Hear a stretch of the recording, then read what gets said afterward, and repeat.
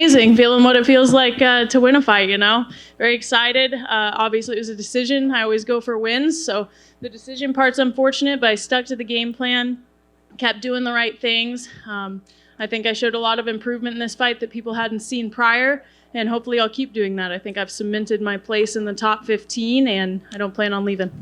Is this the kind of fight that you expected from her? Did you expect I know you say you want the finish, but did you expect that you may have to go the 3 rounds with her? Absolutely. She's a durable fighter. Andrea's not a pushover. I knew that when I called her out. I knew this was going to be a competitive fight, and I think I went in there and showed that maybe it wasn't so competitive, but very excited. She did a good job in various positions, and I was ready for high volume, high-level striking, and potential new wrestling that she's included too. So was ready for it all and went out there and showed that I was ready for it all.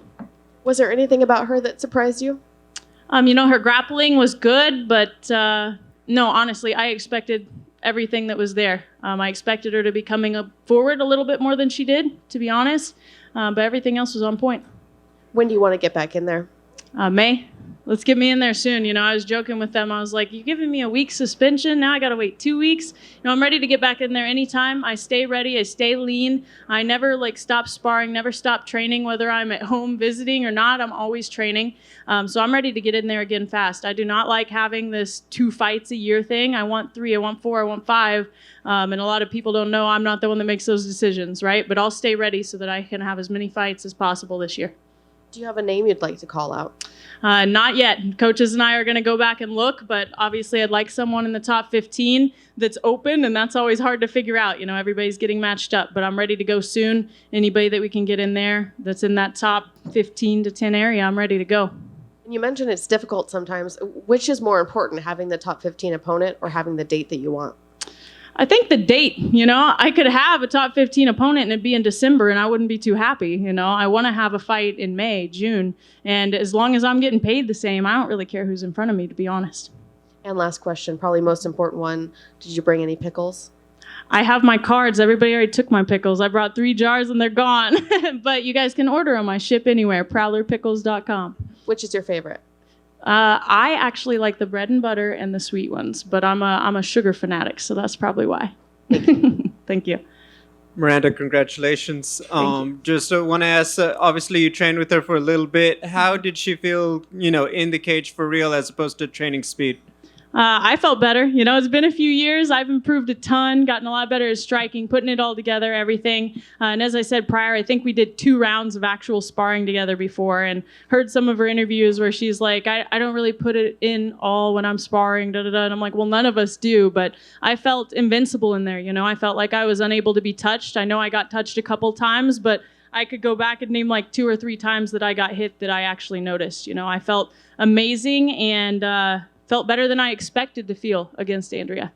Now, usually you rock your Top Gun aviators, but you don't always bring out the cowboy hat. Was there just a little bit of gamesmanship? So you had the 2 cowgirls facing off with each other yesterday? Yeah, listen, I grew up on a ranch. I worked on a ranch. I'm not one of the jokes that rode a horse 2 days of my life and I'm like, oh, I'm a cowgirl.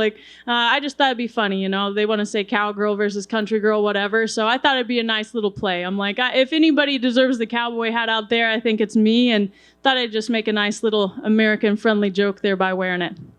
Now, I think a lot of fans may not realize just how many things you have going on outside of fighting. You Yes, have sir. a full-time job. You are building the pickle business. You have an art business. I mean, when you get home on Monday, a lot of fighters, hey, I'm going on vacation. Just how busy are you outside of training camp and right after a fight? Pretty busy, I'll be going home and shipping out packages of pickles and stuff that hopefully people have bought.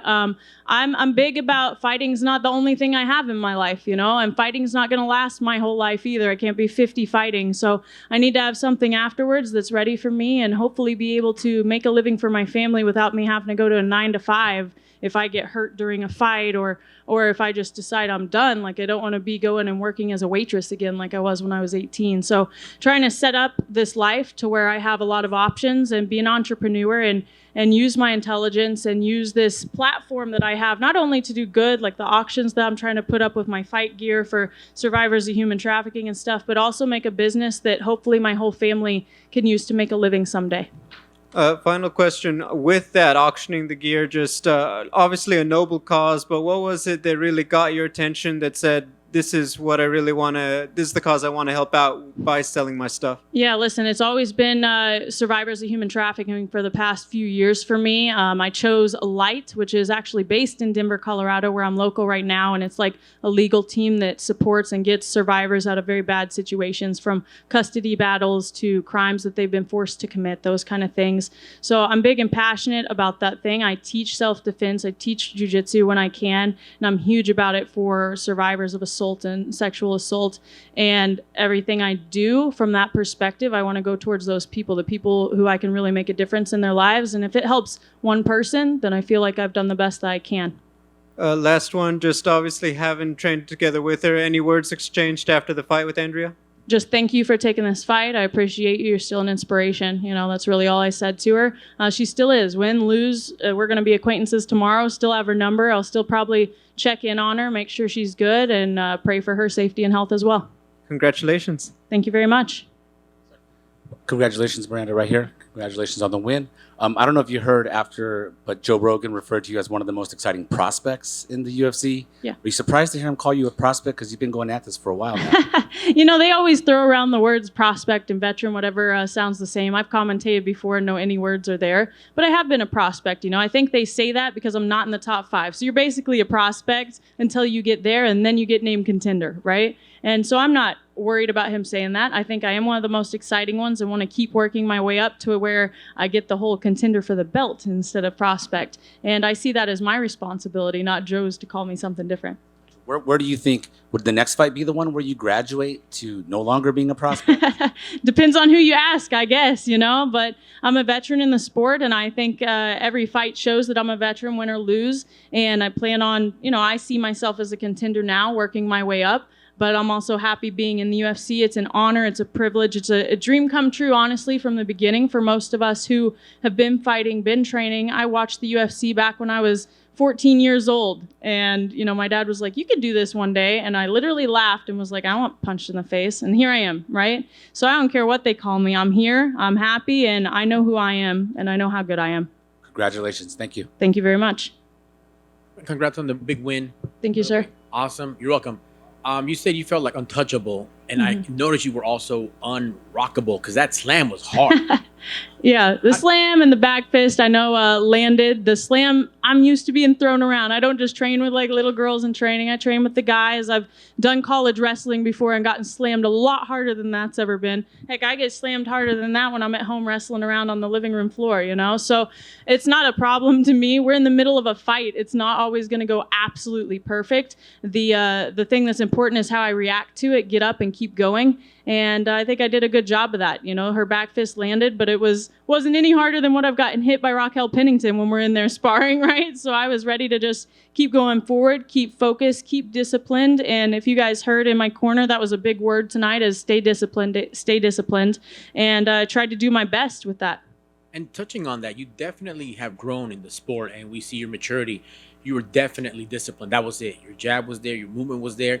So much so that she was hesitant to throw anything back. How proud of you were of your hands that you just put in a box. That's the plan, you know? Make her not want to come forward. Make her not want to wrestle. Make her not even want to hit me, because she's going to pay for it every single time she touches me. And I tried to make that the case. We knew in round 3 she's going to be desperate. She's going to be trying to come forward. I heard her corners, come forward, wrestle, do whatever you can. And I was looking out for it all. Maybe it was a slower pace than I desired to have in the 3rd round, but I was ready to go and just keep doing the smart stuff, not rush forward and make a mistake when I'm winning, when I know I can keep winning at the same tactics, and just go hard, try to seek the finish still, but not make stupid mistakes.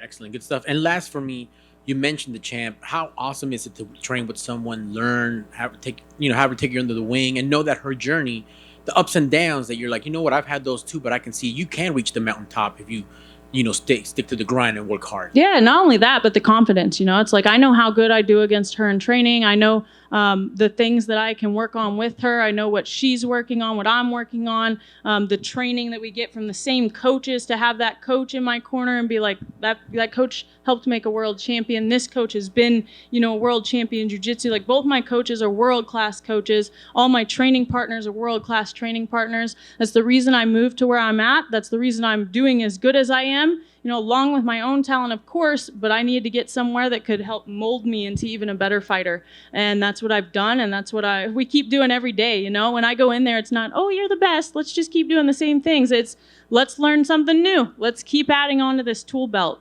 And I'm glad to say my tool belt is as full as it's ever been, and I'm going to keep having to make new spots. That's awesome. Congratulations, and great surrounding yourself with the right people. It showed tonight. Good job. Thank you, sir.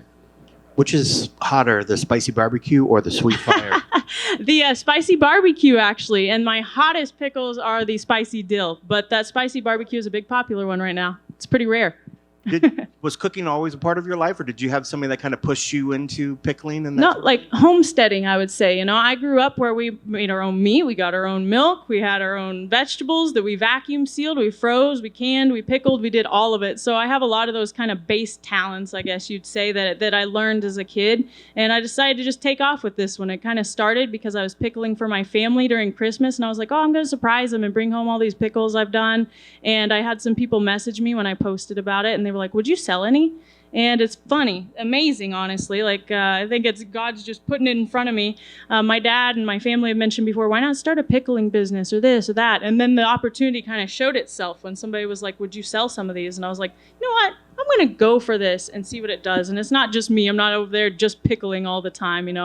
My family's helping me, and I'm hoping to just hand it over to the less busy family members very soon and get FDA approved, hopefully, in the next couple months. That's awesome. What's the biggest thing that you've learned about the whole business side of things? I'm sure it's tough to try to make a business at the same time as training, but what have you learned of yourself kind of in this whole process? Yeah, honestly, I've started other LLCs and stuff before. I've been learning, reading books. My dad has his own business and has had for a while. He's kind of my financial junkie when it comes to going up to him and saying, all right, what do I do now? How do I do this loan or work with this, make it tax advantage, whatever it is. I keep learning, though, just every time I start something like this pickle thing with food and having to get FDA approved. Man, lots of regulations, but I'm figuring it out slowly. And this fight came first, so I kind of pushed that over to the side for a while, and then I'll bring it back into a focus or hand it off to someone else in the family so they can make it their focus and make a living off of it until I'm done. That's awesome. Best of Thank luck you, with sir. that. Appreciate it. Thank you, everyone. I appreciate it. Have a great day.